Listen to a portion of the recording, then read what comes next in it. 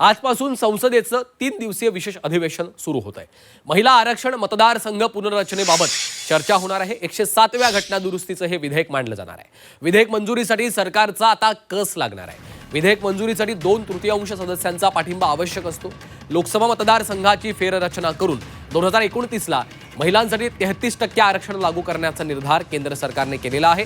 त्यासाठी 107वे घटना दुरुस्ती विधेयक आजपासून सुरू होणार आहे। 3 दिवसीय अधिवेशनामध्ये मांडलं जाणार आहे। या घटना दुरुस्तीमुळे लोकसभेची सदस्य संख्या 543 वरून 850 इतकी होणार आहे। या 850 जागांपैकी 273 जागा महिलांसाठी राखीव असणार आहेत। मात्र या घटना दुरुस्तीसाठी सरकारला 2/3 सदस्यांचा पाठिंबा आवश्यक आहे। दोन्ही सभागृहात सरकारकडे तेवढं संख्याबळ नाहीये, त्यामुळे घटना दुरुस्ती विधेयक मंजुरीवेळी आता सरकारचा मोठा कस देखील लागणार आहे। दरम्यान 2 सभागृहामधील या संपूर्ण घडामोडींवर आपलं लक्ष असणार आहे।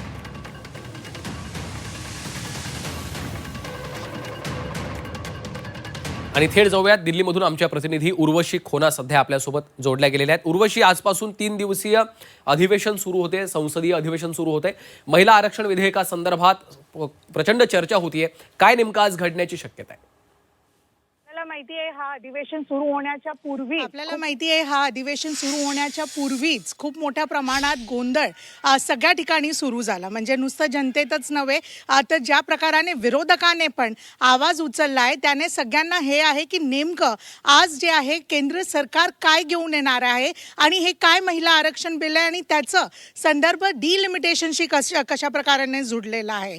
आज केंद्र सरकार पूर्ण निवडणूक नकाशाला भारताचा पूर्ण दुरुस्त किंवा एक चेंज करण्याच्या तयारीत दिसून येत आहे। जसं तुम्ही सांगितलं की आत्ताचे ज्या जागा आहेत ते 850 पर्यंत होणार आहे आणि त्यात सुद्धा जेव्हा राज्याची विधानसभा असं सांगितलं जातं, म्हणजे महाराष्ट्र म्हणा किंवा दुसरे असे राज्य म्हणा, तर त्यात 50% अशी वाढ सांगण्यात येत आहे। मात्र ते सगळं ड्राफ्टमध्ये लिहिलेलं नाहीये। आज नेमकं काय होणार आहे, गोंधळ नक्कीच आपल्याला एक्सपेक्टेड आहे, कारण की ज्या प्रकाराने हा बिल घेऊन आले आहे केंद्र सरकार ते विरोधकांना मान्य नाहीये। कालच मल्लिकार्जुन खरगे यांच्याकडे एक मोठी बैठक झाली, ज्यात विरोधकांचे सगळे पार्टीज, इंडिया ब्लॉक आहे त्यांचे सगळे रिप्रेझेंटेटिव्स उपस्थित होते। मात्र TMCने हे सांगितलं आहे की कारण तिथे वेस्ट बेंगॉलमध्ये, पश्चिम बंगालमध्ये आता निवडणुका आहेत आणि म्हणून जे आहे यांचे खासदार आज उपस्थित नसणार। मात्र उद्धव ठाकरे जे आहेत, जे ऑनलाईन या बैठकीत उपस्थित होते, त्यांनी सांगितलं आहे राहुल गांधी यांना की ते स्वतः ममता बॅनर्जीशी बोलणार आहेत आणि हे बघणार आहेत की विरोधकांचा आकडा मोठ्या प्रमाणात व्हावं, कारण की विरोधकांना ज्या प्रकाराने आता सीट्स वाढणार आहेत प्रत्येक विधानसभा मध्ये किंवा प्रत्येक राज्याच्या हिशोबी, ते त्यांना मान्य नाही आहे। कशा प्रकाराने हा गोंधळ होणार आहे त्यावरती लक्ष नक्कीच आहे। मात्र आज कायदा मंत्री जे आहेत अर्जुन राम मेघवाल ते जे आहेत हे पूर्ण बिलला इंट्रोड्यूस करणार आहेत। त्यानंतर अमित शाह जे आहेत युनियन टेरिटरीजसाठी हा बिल इंट्रोड्यूस करणार आहे। मात्र हा बिल इंट्रोड्यूस होतो सुद्धा तरी की त्याच हिशोबी आपण विरोधकांचा गोंधळ बघतोय, हे बघणं गरजेचं आहे। 11 वाजता सगळी नजर जी आहे पूर्ण देशाची या पार्लमेंटमध्ये असणार, इनफॅक्ट विश्वाची पण असू शकते, कारण की युनेस्कोमध्ये पण ज्या प्रकाराने आता घडामोडी होते त्यावरती पण लक्ष आहे।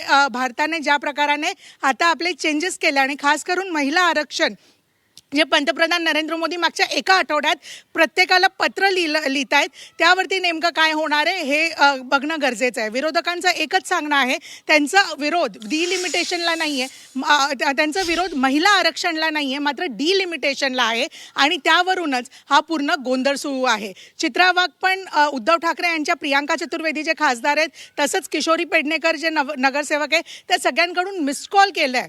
मात्र हा मिस्ड कॉल महिला आरक्षण बिलासाठी आहे, पण डिलिमिटेशनसाठी नाही आहे। आणि ज्या प्रकाराने कॉन्स्टिट्यूशन अमेंडमेंट होणार आहे त्यासाठी जसं तुम्ही सांगितलं श्रीकांत, सरकारला 2/3 मेजॉरिटी खूप गरजेची आहे। जरी आपण मेजर अपोजिशन पार्टीज बघितली, DMK, TMC, काँग्रेस हे देखील आपल्याला पाहणं महत्त्वाचं ठरणार आहे। त्यामुळे आता या संपूर्ण घडामोडींवर आपलं लक्ष असणार आहे। तुर्तास धन्यवाद उर्वशी या सविस्तर माहितीसाठी।